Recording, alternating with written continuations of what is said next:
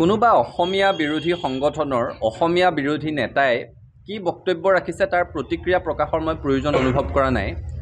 কিন্তু এই কথাটো সঁচা যে লোকপিয়লত আমি মাতৃভাষাটো অসমীয়া নিলিখিলে অসমীয়াটো সংখ্যালঘু হৈ যাব, এই ব্লেকমেইলিংটো অসমীয়া জাতিক বহু বছৰ ধৰি বহু দশক ধৰি কৰি অহা হৈছে। একাংশ লোক আছে অসমত এনেকুৱা যি বিচাৰে যে গোটেই অসমীয়া জাতিটো তেওঁলোকৰ ওচৰত নতমস্তক হৈ থাকক, এই কাৰণেই যাতে তেওঁলোকে লোকপিয়লত নিজৰ মাতৃভাষাটো অসমীয়া বুলি লিখি থাকে। এই ব্লেকমেইলিংটোৰ পৰা অসমীয়া জাতিটো উদ্ধাৰ পাব লাগিব। কোনোবাই অসমীয়া মাতৃভাষা বুলি লিখক বা নিলিখক, বাস্তৱ সত্যটো আমি অনুধাৱন কৰিব পাৰিব লাগিব যে অসমত অসমৰ খিলঞ্জীয়া মানুহ সংখ্যালঘুত পৰিণত হ'বলৈ গৈ আছে, আৰু এইটো সঁচা কথা। আজি নহ'লে এটা দশকৰ পিছত বা দুটা দশকৰ পিছত বা তিনিটা দশকৰ পিছত অসমীয়া মানুহ অসমতে সংখ্যালঘুত পৰিণত হ'বই।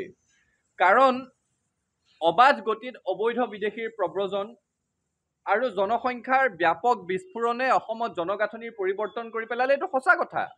অসমৰ বহুকেইখন জিলাত খিলঞ্জীয়া মানুহ এতিয়া সংখ্যালঘুত পৰিণত হৈ গ'ল, এইটোও সঁচা কথা। গতিকে কোনোবা অসমীয়া বিৰোধী নেতাই আমাক সোঁৱৰাই দিবলৈ প্ৰয়োজন নাই। আমি খিলঞ্জীয়া মানুহে নিজেই কথাটো উপলব্ধি কৰিব লাগে যে অসমীয়া ভাষাটো সংখ্যালঘুত পৰিণত হ'বলৈ গৈ আছে, অসমৰ খিলঞ্জীয়া মানুহ সংখ্যালঘুত পৰিণত হ'বলৈ গৈ আছে।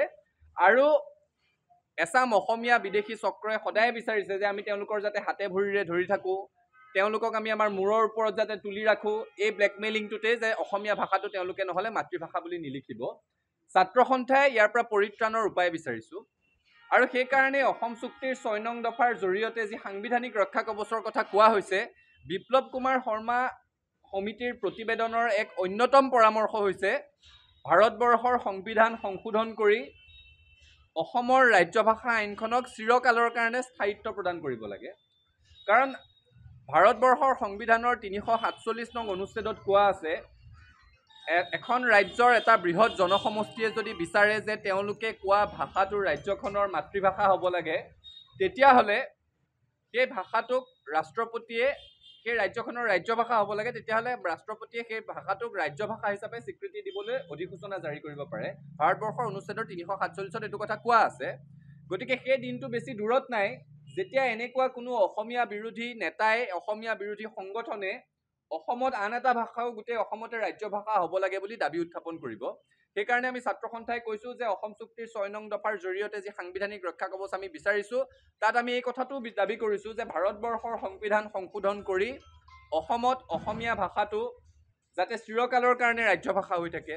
বিটিআৰত বড়ো, বৰাক উপত্যকাত বঙালী, যি ধৰণে এতিয়া আছে, আৰু তাৰ কাৰণে সংবিধানৰ সংশোধনৰ প্ৰয়োজন আছে। তেতিয়া অসমত খিলঞ্জীয়া মানুহ সংখ্যা গুৰুৱেই হওক, সংখ্যা লঘুৱেই হওক, অসমীয়া ভাষী সংখ্যা গুৰুৱেই হওক, সংখ্যা লঘুৱেই হওক, অসমৰ ৰাজ্যভাষাত কোনোদিন হেৰফেৰ নহ'ব। আৰু এনেকুৱা ধৰণৰ মন্তব্য কৰি এই সংগঠনসমূহে, নেতাসমূহে বুজাই দিছে যে তেওঁলোক বৃহত্তৰ অসমীয়া জাতি গঠন প্ৰক্ৰিয়াটোৰ সৈতে কোনোদিন জিন যাব পৰা নাই, তেওঁলোক অসমীয়া বিদ্বেষী, তেওঁলোক খিলঞ্জীয়া মানুহৰ বিৰোধিতা কৰে। আৰু এনেকুৱা অসমীয়া বিৰোধী শক্তিসমূহক অসমৰ ৰাইজে চিনিব লাগিব, আৰু এনেকুৱা শক্তিসমূহক অসমৰ পৰা পুলিয়ে পোখাই উৎখাত কৰিব লাগিব। চক চাপৰি থাকিলে মেঘ আঁতৰি নাযায়, মেঘ থাকিবই। আমাৰ যিটো জাতিটোৰ প্ৰতি মূল সংকট, সেই সংকটটো আমি উপলব্ধি কৰিব পাৰিব লাগিব। মই পুনৰ কৈছোঁ, অবৈধ বিদেশীৰ অবাধ প্ৰব্ৰজন আৰু নিয়ন্ত্ৰণহীন জনসংখ্যাৰ বিস্ফোৰণে অসমত খিলঞ্জীয়া মানুহক সংখ্যালঘুত পৰিণত কৰিছে। অসমৰ জনগাঁথনি ব্যাপক ৰূপত সলনি হৈ গৈছে, আৰু এইবোৰ বাস্তৱ সত্য। এইবোৰ কথা কেৱল ছাত্ৰ সন্থা বা অসমৰ ৰাইজে কৈ থকা নাই, গুৱাহাটী উচ্চ ন্যায়ালয়, মহামান্য উচ্চতম ন্যায়ালয় সকলোৱে স্বীকাৰ কৰিছে যে অসমত অবৈধ বিদেশী নাগৰিকে ভোটাৰ তালিকাত নাম সন্নিৱিষ্ট কৰিছে। অসমত বাংলাদেশৰ পৰা হোৱা অবাধ প্ৰব্ৰজনৰ ফলত আভ্যন্তৰীণ অশান্তিৰ সৃষ্টি হৈছে, বহিঃআগ্ৰাসনৰ সৃষ্টি হৈছে। অসমত জনগাঁথনিৰ ব্যাপক পৰিৱৰ্তন হৈছে। বহুকেইখন জিলাৰ খিলঞ্জীয়া মানুহৰ দখলত নাই মানে খিলঞ্জীয়া মানুহে তাত নিজৰ ইচ্ছামতেদি এজন জনপ্ৰতিনিধি নিৰ্বাচন কৰি পঠিয়াব নোৱাৰে, অৰ্থাৎ ৰাজনৈতিক অধিকাৰটো খিলঞ্জীয়া মানুহৰ হাতৰ পৰা গুচি গৈছে। এইখন হৈছে অসমৰ বাস্তৱ প্ৰতিচ্ছবি। আৰু এতিয়া তেনে কোনো সংগঠনৰ নেতাই আমাক ভাবুকি দিব পৰা হৈছে, মুকলিকৈ আহ্বান জনাব পৰা হৈছে যে তেওঁলোকে অসমীয়া ভাষাটো লোকপিয়লত মাতৃভাষা হিচাপে নিলিখে। নালাগে লিখিব। তেওঁলোকৰ এই ব্লেকমেইলিংটোৰ পৰা আমি ঊৰ্ধত যাব লাগিব। আজি নহ'লেও এটা দশক, দুটা দশকৰ পিছত হ'লেও অসমত অসমীয়া ভাষী মানুহ সংখ্যালঘুত পৰিণত হ'বতো সঁচা কথা। কাৰণ জনসংখ্যা নিয়ন্ত্ৰণত আমি তেওঁলোকক বলে নোৱাৰোঁ। জনসংখ্যাৰ অবাধ বিস্ফোৰণৰ জৰিয়তে বহু জিলা ইতিমধ্যে খিলঞ্জীয়া মানুহৰ হাতৰ পৰা দখল হেৰাই গৈছে।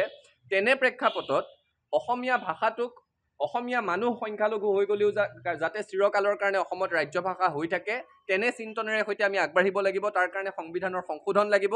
৬ নং দফা সমিতিয়ে যি প্ৰতিবেদন দিছে, সেই প্ৰতিবেদনৰ পৰামৰ্শ আখৰে আখৰে কাৰ্যকৰী হ'ব লাগিব আৰু অসমৰ ৰাজ্য ভাষা আইনখনক সাংবিধানিক মৰ্যাদা দি চিৰকালৰ কাৰণে সুৰক্ষিত কৰিব লাগিব।